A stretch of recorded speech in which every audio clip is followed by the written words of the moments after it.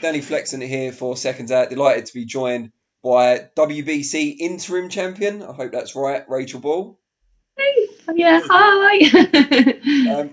I wanted to ask you because we're going to kind of review 2020 in kind of a loose way, I guess. But a year ago, at the end of 2019, where did you see yourself? Because I'm sure it's not where you are, but what were your kind of realistic ambitions at the end of last year? um, you know what? I'm not even sure. I think at this point, this time last year, Shannon was, she'd had a fair few fights, and she was kind of one of the only people at super bantamweight in the country, and we wanted to get down to there. So we were hoping that we would get that fight, but obviously she was big matchroom, and I'm Rachel from Warsaw, so I didn't know whether that was actually going to be happening, to be quite honest with you. So I think that was the stage that I was at, but I haven't got a clue. I tried for probably a good 18 months to try and get like a Commonwealth title on my home show, but just couldn't do it. With I needed the backing, I didn't have it, to be honest with you, and so I think I was a little bit disheartened with that. So to be sitting here like looking at my cabinet and my title is just crazy. 12 months on, it's mental. I suppose it just kind of shows all young boxers out there, take your opportunities when they come, because one fight has changed your career. Yeah, definitely. I could have going into. I remember it was my birthday, and so it was the 12th of March, and I was sitting there having a meal with my mum, and I was looking at the menu, looking at what I couldn't have because I was fighting the end of the month.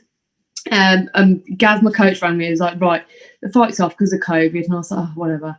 So anyway, I had a nice meal, and then obviously went down to lockdown the week after. And you know what? I always believe in taking and having good life choices, and I could have made a choice at that point and just said, right, well, I'm just going to eat and do nothing, but I didn't, and it's paid off. It's paid off, the fact that I got my weight down and I kept training in my living room, running up and down my hall stairs and running just for cardio and that. So yeah, it just shows taking your opportunities when they come, it really does pay off.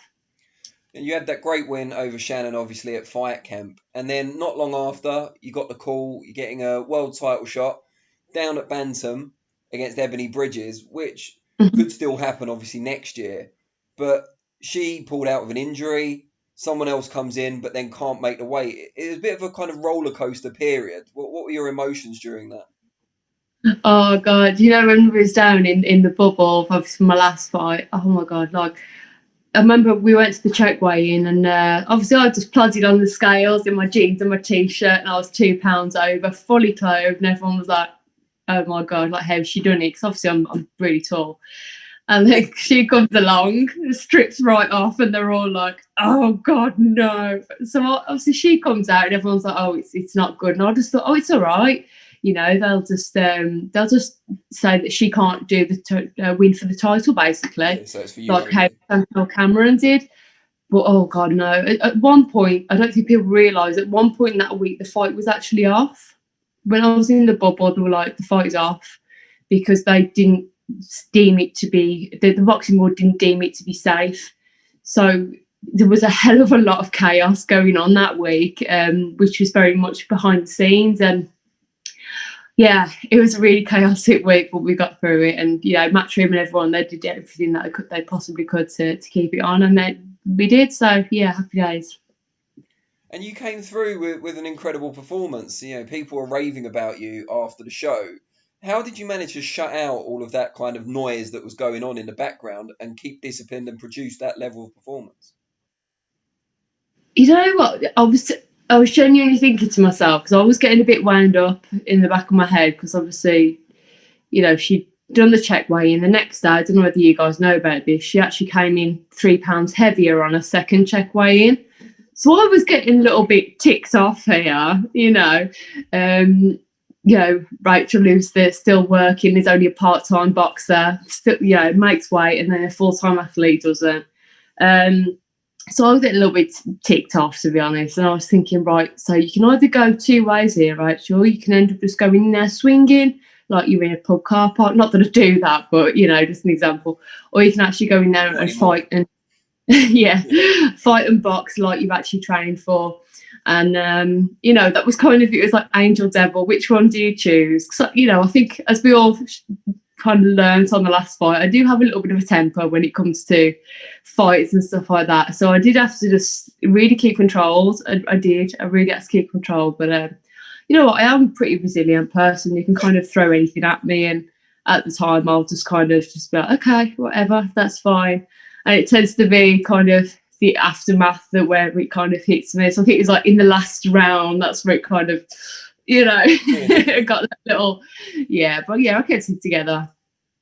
And are you still working now, or are you able to be a full-time pro now?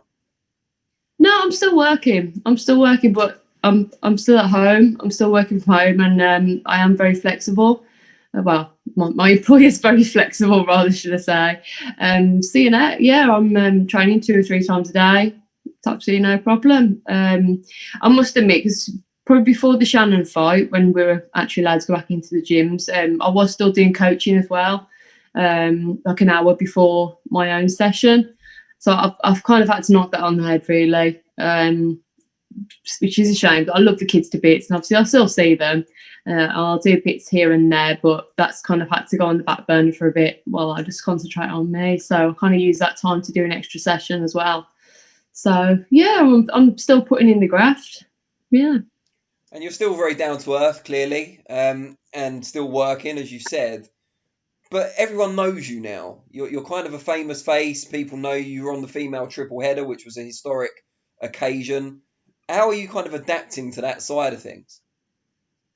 You know what? For me, I just take breaks off social media. It can get a little bit crazy. I haven't got like the biggest following in the world, but I do have to just take the time off social media, and it's really nice hearing people's compliments and nice things that are said about you. That's really, really nice, and I do appreciate them. But in some ways, like I don't want to keep reading everyone's nice comments about how good I am, because on the back of my head, I'm like, no, you've still got to keep focused. You've got to keep thinking, I need to improve on this, need to improve on that. So I'm trying to keep humbling that way, and yeah, don't read any negativity, and just keep being myself as well. It's got to be done. Yeah, keep being myself. It's really important to me. And what are the kind of ambitions for 2021? We don't know what's going to happen with the pandemic and so on, but it doesn't seem to have harmed you too much this year. So what are you planning for next year? What would you like to achieve? Everything I possibly can, everything I can. I want to keep on improving, which I hope people saw an improvement on my last performance compared to the one before. I want to keep learning. I want to just get out there as much as possible and not get injured, so I can get straight back out there. And I just hope, you know, in all of it, that I keep happy and I keep true to myself and who I am. And yeah, that's what I hope for. I think this year it's kind of taught me not only the importance of, you know, boxing and training, and I've learned a lot and I continue to learn a lot, but just also about keeping my own head and my own kind of values and things like that in and amongst the craziness, really. So I hope to keep doing that. What do you think is more likely in 2021? A rematch with Shannon Courtenay or a rescheduled fight with Ebony Bridges?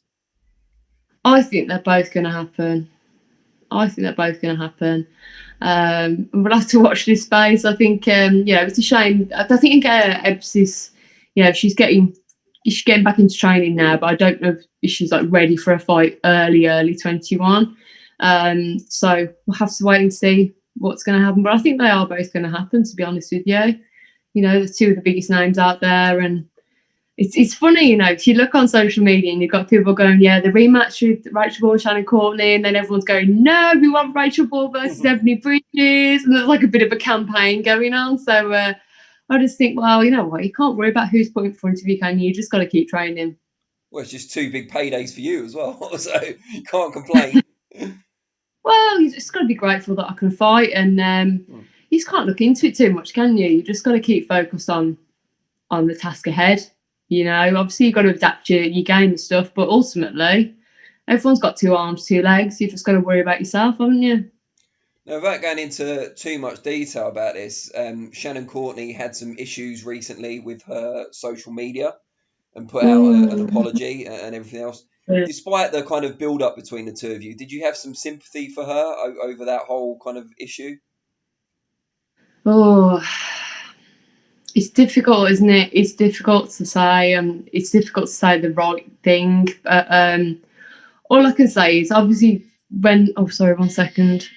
Sorry. I had a phone call come through. Because obviously when things happen with Shannon, people just automatically message me and let me know. I don't actively look. So of course I had all these stuff sent to me. Sorry, someone's really trying to call me. I think it's about a sandwich or something. So obviously people were sending me stuff about what she said. And the first thing I did was say to myself, okay, these were years ago. So I thought to myself, okay, Rachel, what were you doing those years ago? And I was like, right, okay, at this point I was doing my social work degree. At this point I was at university studying like religion and philosophy and stuff. So I was like, yeah, I definitely wasn't doing that at that age, you know what I mean? And I was thinking about, well, were you young? Even when I was younger, did I ever say anything like that? And no, I've never said anything like that in my life. So, I've tried to be fair in thinking, well, before I judge someone, what was I doing when I was that age? She's only a couple of years younger than me, but, so yeah, it's difficult. People are really, really horrible to Shannon, to be honest with you. I've seen some really nasty comments. But I understand their frustrations when I read some of those tweets, if I'm honest. But you know what? I could have retweeted everything that one of those boxing pages wrote and they captioned everything, but I didn't. And I just kept it respectful. I don't want to bully anyone online or anything like that. But I can certainly understand people's frustrations. And I'll never condone the things that she said. And if she believes that she's changed, whatever, she's got to crack on with her life now. I'm not here to judge her, really. Yeah. It's very magnanimous of you. And you said, yeah, I'll try. bit of a left field one, but you said you studied religion and philosophy at university. What was your dissertation on? Oh, a bit of a mouthful. Everyone's going to go, ugh. It was about feminist hermeneutics of the Bible. So basically, it was about feminist interpretations of the Bible. So I think probably back in the day now. So I just find like looking at I'm not religious myself, but just looking at the Bible, looking at the context of things written in, the historical influences and the politics behind it. I find that really interesting. And obviously I've got a bit of feminism in me, so yeah, I just find that really interesting. And I did about how some of the things that had happened in the Old Testament, like the things that were quite like criminal activity, how they would have been portrayed in 21st century. So yeah, it's really interesting, and it's probably gone whoosh all over everyone's heads. Well, you lost me at hermeneutics, but it's a posh word for interpretations, basically. Appreciate it. I want to talk to you a bit about outside of your own career now. What, outside of yourself, obviously, who's been the British fighter of 2020 for you? Oh, you know what? I can't pick just one. Can I have three? If you put them in order. Oh God. Oh, I can't possibly pick people. I tell you what, I'll give you three. Right. So Savannah Marshall's fight against Han Rankin, that fight just gave me absolute life. I just loved it. Oh God, it was just like punch perfect, and I loved it. And another fighter, Kane Baker. I've loved seeing him in the bubble. Really, really enjoyed seeing him. Obviously, I know him from BCB as well. So yeah, I've loved seeing him. He's picked himself up after a loss. He's had a little swear and a cry, something I can relate to on the TV.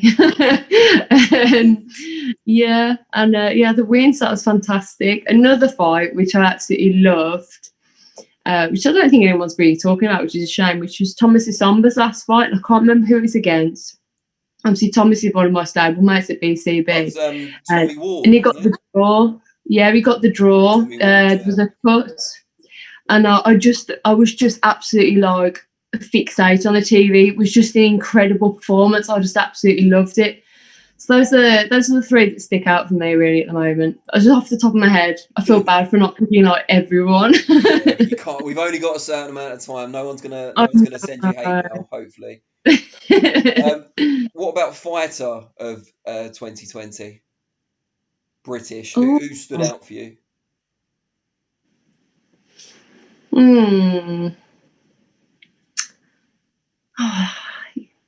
I don't know, you know. You can only really go off like since July. I don't know. You can't do this to me. I can't just pick one person. No. Name a couple if you want, but like you said, slim pick. If you're never gonna have an easier year than 2020 because there's not that many fights. I know, but that's a difficult because you can't base it on like an overall year, Yeah, it's true. like about 2 or 3 performances. Yeah, like most people have only fought.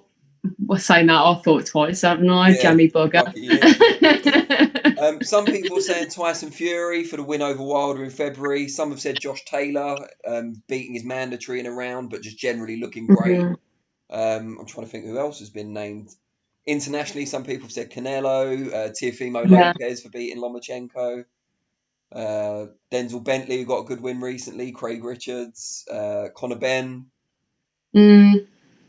I think you put me to now. You're like, oh, what about this person and this person? I'm like, oh, I don't know. Can't pick one. All right, well, we know you were very impressed by Kane Baker, Savannah Marshall, and Thomas Asomba, so maybe we'll just shove them into both categories. Oh yeah, no, I'm a big fan of supporting local boxing as well, and so you know, I genuinely, you know, I've loved seeing like Kane about, and you know, if I see someone who's just like a, you know, just come up from the small hall shows and got their opportunity, I love to watch them, and you know, there's some real talent about. It's not just the big massive names. You know, I like to have a broad mind and look at every boxer really in the same eye, really. We've got to have a big Midland show, surely, when the fans are back in 2021. You, Gamal Yafai, Sam Eggington, Kane Baker, all of you guys on the same show, surely. Oh, I hope so. Come on, Eddie. Come to Birmingham. Come on. I'll put you up in my spare room if you really want to. Do you know what I mean? It'd be amazing. I'd love it. Well, he's short of a few quid, so I'm sure he'll appreciate the offer. You can come round for Sunday dinner. Factor into your purse for the next fight, you know. Bed and bald. Just before we let you go, what are your plans for Christmas? Obviously, the tree's up as it should be by now. Mine's up too. It's just not the right angle for you to see it. It's over there. I don't know if that makes a difference, but lovely. I'm not making it up. But yeah, what are your plans for Christmas? So I mean, I'm hoping to be able to fit in a run on Christmas morning, but I'm not going to be too I'm not going to be too strict on myself because I am doing all the Christmas dinner cooking. So I've just got some of my family around in line with the government's bubble rules. Of course. So yeah, I'm just really looking forward to just having like some food and just like having conversations with people, like and just talking to people whilst eating and spending the day with people. I just can't wait to do that. Obviously, when the restrictions were last lifted, I was back in training, so it's a bit of a bummer really. So well, it's a bummer for everyone. I'm not feeling sorry for myself. People far worse positions than me, but yeah, I'm just really looking forward to spending some time with family, definitely. And you're doing all the cooking, did you say? Oh, I am the master of Christmas dinner. Honestly, I go to town. I plan my Christmas dinner in October, and I've usually got it planned by September. I take it very, very seriously. What's on the menu? Come on, tell us now. You've bigged yourself up. Let's hear it. Well, usually I do like a little amuse-bouche. So I think that's going to be like a little bit of pate, a little bit of toast, just so, you know, the guests are having a little mingle. And then for starters, I want to do some like garlic prawns with like a chili jam. And then I'll get a lemon sorbet as a palate cleanser. Honestly, I'll go to town. I can tell already. I'm very, very passionate about Christmas dinner. Dribbling everywhere at the other end. And then, so for main course, we've got obviously turkey, stuffing, which has got cranberries in it and some chestnuts, I think. Yorkshire puddings, pigs in blankets, roast potatoes, roasted in goose fat with a bit of rosemary, some salt and pepper on there. My sprouts are my pride and joy. I parboil all my sprouts and then I whack them in like a wok and I cook them with chestnuts, cranberries and bacon. Wow. You know what, me and David Demante in the last bubble, we were just talking about like Christmas dinners and stuff, and I told him about my sprouts, and he was so excited about them. That's the Christmas dinner anecdote sorted as well. Honestly, he was so excited about my sprouts. He loves food. But yeah, like all the trimmings, I love making Christmas dinner. It makes me so excited. It's really sad, isn't it? No, I mean, I think it's great. I don't think I could do half of it, but I think it's great. I thought I was good doing sprouts with pancetta, but you've kind of 2-upped me, 3-upped me, or whatever. You need to put some chestnuts with them and some cranberries. Honestly, incredible. I'll and then honey roast your carrots and parsnips. Yeah. Yeah. I do creamed leeks as well. I do some French beans with some crumbled walnuts on top. What else do I do? No alternative meat, just turkey. I was surprised. Oh, I'm going to get some ham. Okay. I'm going to get some ham as well. But you got to look after your turkey though. So I like fill it with like fruit, veg, stock. I literally just cram it full of stuff and then it doesn't taste dry as hell. It's really good. This could be a whole like spin-off show. Like Cooking with Rachel. I'd love that. Just mainly Christmas dinner, really. I mean, it's the only time I actually get to go to town on like a meal. Right, so it'd be an annual spin-off show then. Yeah. It's not like Delia Smith or whatever she's up to. It's all about Rachel Ball and a Christmas dinner. I love it. All right, well, we'll pencil that in for next year. Great stuff. Right, well, I really appreciate your time. You've been one of the breakout stars of 2020. I think it's fair to say. So, the very best for Christmas and also for 2021. Thank you very much. All right, take care. Speak soon. Take care. Bye. Bye.